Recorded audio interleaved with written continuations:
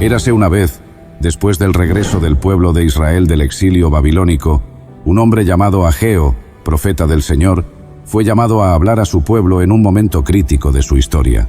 Jerusalén, la ciudad santa, había sido devastada, y aunque los exiliados regresaron con la esperanza de restaurar su tierra y su relación con Dios, sus prioridades comenzaron a desviarse. El templo, el lugar donde Dios se encontraba con su pueblo, seguía en ruinas, un recordatorio visible de la conexión quebrada entre Israel y su Creador.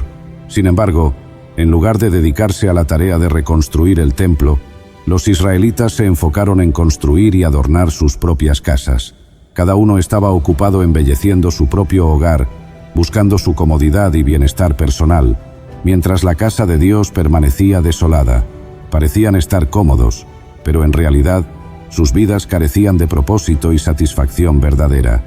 Este era el escenario en el que Ageo comenzó su ministerio, llevando un mensaje de Dios que confrontaría las prioridades del pueblo y los invitaría a reconsiderar su camino, hasta que un día Dios habló a través de Ageo para confrontar al pueblo por su negligencia. El profeta transmitió un mensaje claro y directo: consideren bien sus caminos. Les señaló que, aunque trabajaban mucho, cosechaban poco. Comían, pero nunca quedaban satisfechos. Bebían, pero seguían con sed, y su dinero desaparecía como si lo pusieran en bolsas rotas. Todo esto ocurría porque habían descuidado la reconstrucción del templo, la casa de Dios. El Señor les explicó que sus dificultades no eran coincidencias, sino consecuencias de su desobediencia. La sequía que afectaba sus campos y viñedos y la falta de prosperidad en sus labores eran el resultado de su falta de prioridades espirituales. A través de Ageo, Dios les pidió que subieran a los montes, trajeran madera y reconstruyeran su casa, para que Él pudiera deleitarse en ella y ser glorificado. Este llamado directo de Dios sacudió al pueblo, revelándoles que sus problemas no eran solo materiales, sino profundamente espirituales, y que debían poner a Dios en el centro de sus vidas nuevamente. Y por eso, el mensaje de Ageo movió los corazones del pueblo de una manera que no se había visto en mucho tiempo. Al escuchar las palabras del profeta, el gobernador Zorobabel, el sumo sacerdote Josué y todo el pueblo reconocieron que habían descuidado a Dios y su obra. Esta revelación no solo despertó en ellos un sentido de culpa, sino también un deseo renovado de obedecer a su Creador. Por primera vez en años, se unieron con un propósito común: reconstruir el templo, la casa de Dios, que representaba su presencia entre ellos. La respuesta del pueblo no quedó sin recompensa. Dios, viendo su disposición a cambiar sus prioridades y actuar con fe, les envió un mensaje lleno de consuelo: yo estoy con ustedes. Estas palabras no eran solo una promesa de compañía divina, sino también una garantía de que sus esfuerzos no serían en vano.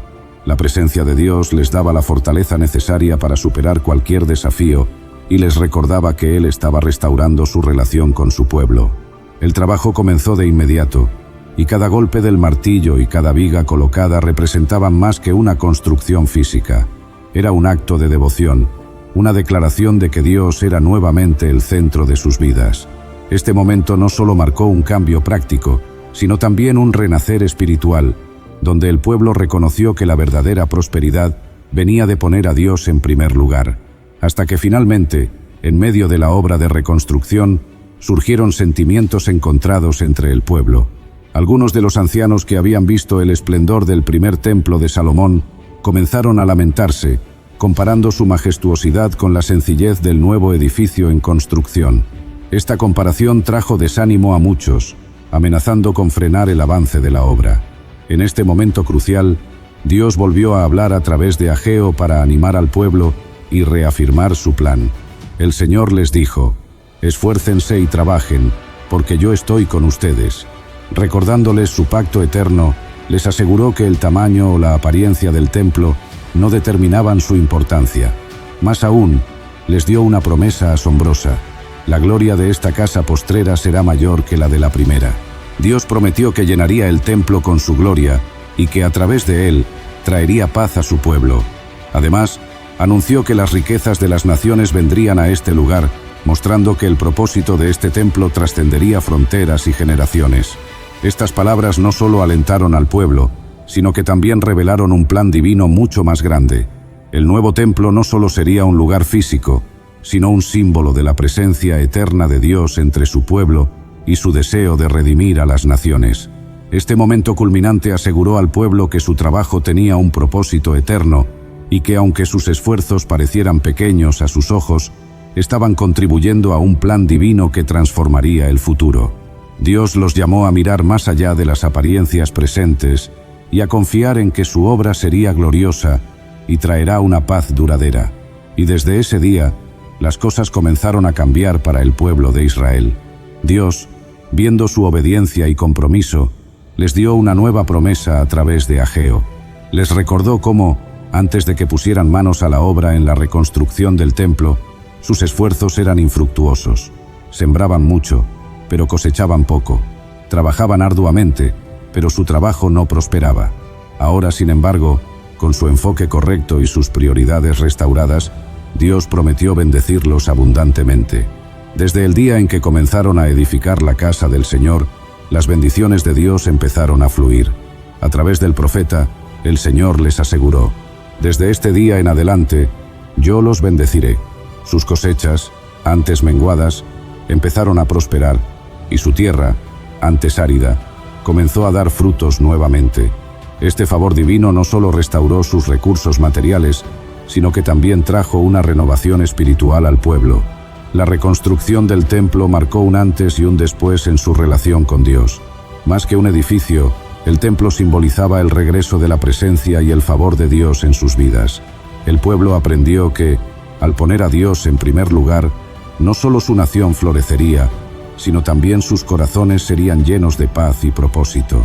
Este acto de obediencia y devoción transformó la trayectoria de Israel, mostrando que cuando Dios ocupa el lugar central, todo lo demás encuentra su verdadero orden. La historia de Ageo nos deja una enseñanza clara y poderosa. Cuando Dios no ocupa el primer lugar en nuestras vidas, nuestras acciones carecen de propósito y nuestras obras no prosperan.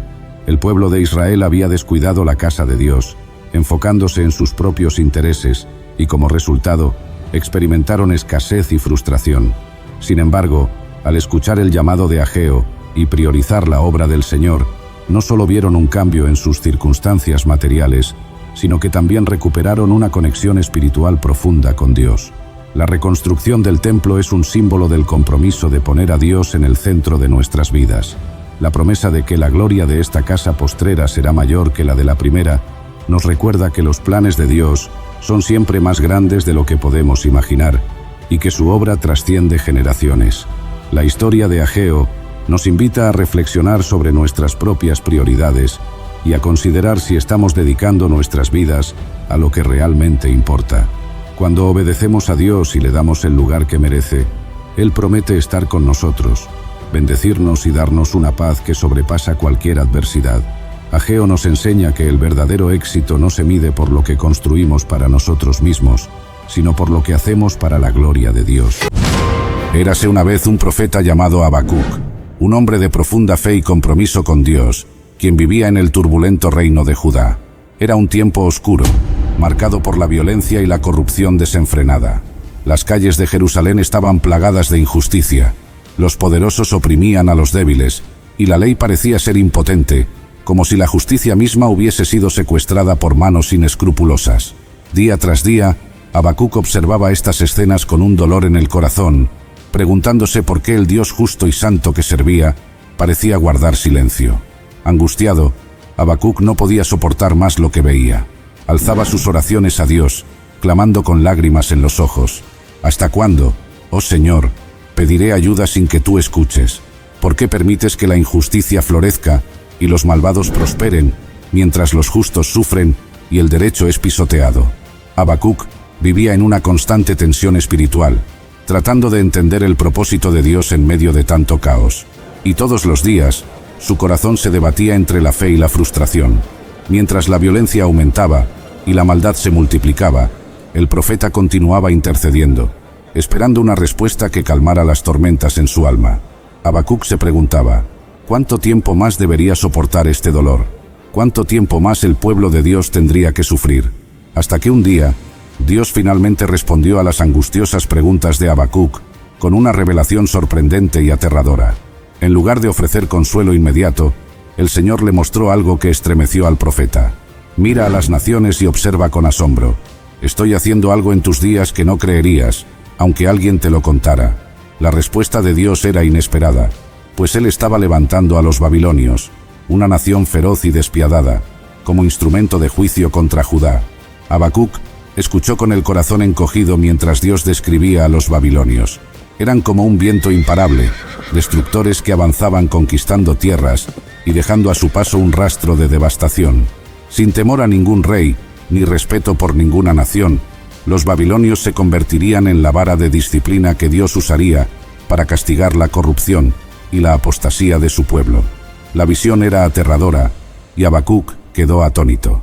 Nunca habría imaginado que Dios permitiría que un pueblo tan cruel y pecaminoso fuera el instrumento para corregir a Judá.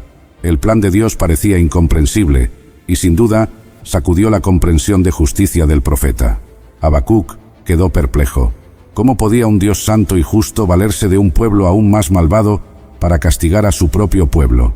La revelación de Dios marcó un punto de inflexión, y el profeta se dio cuenta de que su lucha no solo era contra la injusticia en Judá, sino también con el misterio de los caminos de Dios, que eran mucho más altos y complejos de lo que él podía comprender. Y por eso, Habacuc se sintió aún más desconcertado y angustiado. El profeta, profundamente perturbado por la idea de que Dios pudiera permitir que un pueblo tan cruel como los babilonios castigara a Judá, se dirigió nuevamente al Señor. Con reverencia, pero también con sinceridad, Habacuc expresó sus dudas y temores.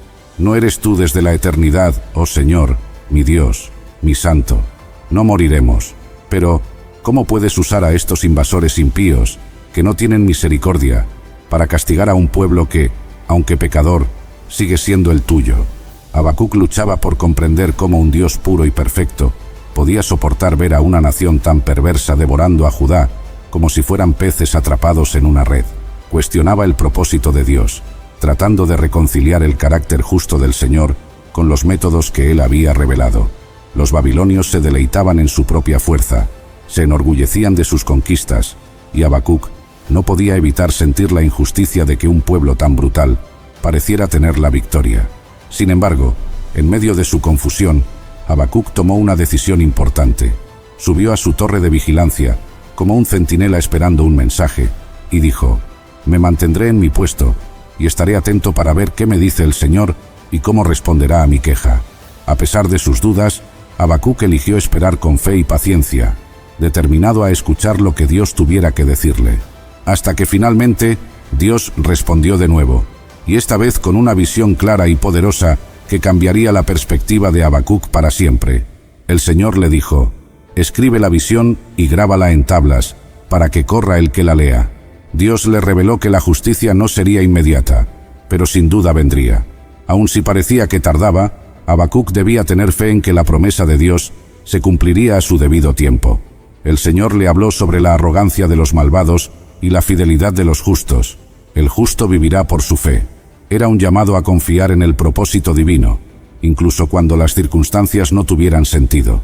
Dios aseguró a Habacuc que los babilonios no quedarían sin castigo. Pronunció una serie de ayes contra ellos, proclamando que sus conquistas, violencia y opresión se volverían contra ellos mismos. Sus riquezas injustas y su abuso del poder los condenarían, y al final serían humillados. La visión también contenía una promesa gloriosa. La tierra será llena del conocimiento de la gloria del Señor, como las aguas cubren el mar. Dios no solo era un juez justo, sino también el Señor soberano de la creación, y su gloria se revelaría en toda la tierra. La maldad no prevalecería para siempre, el poder de los opresores sería destruido, y la justicia divina se establecería. Habacuc escuchó estas palabras, y aunque las circunstancias aún no habían cambiado, el mensaje de Dios trajo una transformación en su interior. El profeta comprendió que el plan de Dios era mucho más grande y perfecto de lo que él podía imaginar, y que la justicia llegaría en el momento preciso.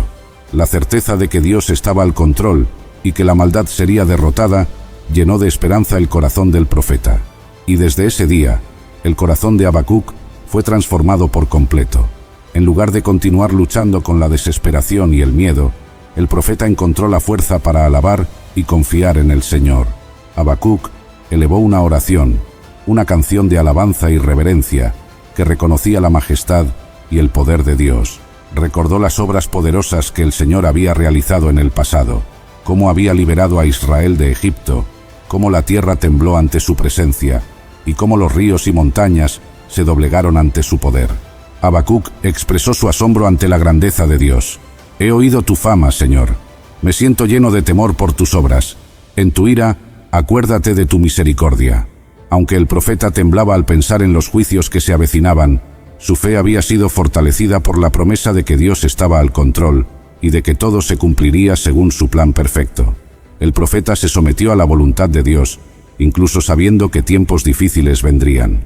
Visualizó un futuro en el que las viñas no producirían uvas, los campos no darían alimento, y el ganado desaparecería de los rediles, una imagen de gran escasez y sufrimiento. Pero, a pesar de todo, Habacuc proclamó con valentía: aunque la higuera no florezca ni haya fruto en las vides, aún así yo me alegraré en el Señor, me regocijaré en el Dios de mi salvación. Desde ese día, Habacuc decidió confiar en el Señor como su fortaleza. Reconoció que Dios le daría la firmeza y el poder para enfrentar cualquier desafío, como los ciervos que trepan con seguridad por las alturas de las montañas. A través de la fe y la alabanza, Habacuc encontró paz en la soberanía y el amor de Dios, y su lamento se convirtió en una celebración de esperanza. La historia de Habacuc concluye con una profunda lección sobre la naturaleza de la fe en medio de circunstancias difíciles. A lo largo de su experiencia, el profeta aprendió que confiar en Dios no siempre significa entender sus caminos o ver resultados inmediatos, sino aferrarse a la certeza de que Dios es justo y soberano. Habacuc comenzó con angustia y terminó con una canción de alabanza, mostrando que el viaje espiritual de la fe implica un cambio de perspectiva. No siempre es posible cambiar las situaciones externas, pero la confianza en el plan divino puede transformar nuestra forma de enfrentarlas. Habacuc eligió regocijarse en el Señor, incluso cuando las condiciones parecían desalentadoras, porque entendió que la verdadera fuente de alegría y fortaleza no está en lo que el mundo ofrece, sino en la presencia y el poder de Dios. Este relato invita a reflexionar sobre la importancia de buscar a Dios sinceramente, incluso cuando estamos llenos de preguntas, y a recordar que su justicia y misericordia prevalecerán. La fidelidad y la confianza en medio de la prueba son lo que sustentan a los que ponen su esperanza en el Señor. ¿Sabías que la historia de Habacuc es un ejemplo poderoso de cómo la fe puede transformar la angustia en confianza? Este profeta comenzó clamando desesperadamente a Dios por justicia, pero terminó cantando alabanzas, aun cuando las circunstancias seguían siendo sombrías. Habacuc nos enseña que, aunque el mundo esté lleno de incertidumbre, la verdadera seguridad proviene de confiar en el plan soberano de Dios. Si esta historia tocó tu corazón, dale me gusta y compártela con alguien que necesite esperanza. Suscríbete para descubrir más relatos bíblicos que muestran cómo la fe y la entrega a Dios pueden traer paz y fuerza en tiempos de prueba. Sigue conectado y déjate inspirar por personajes que encontraron propósito en medio del caos.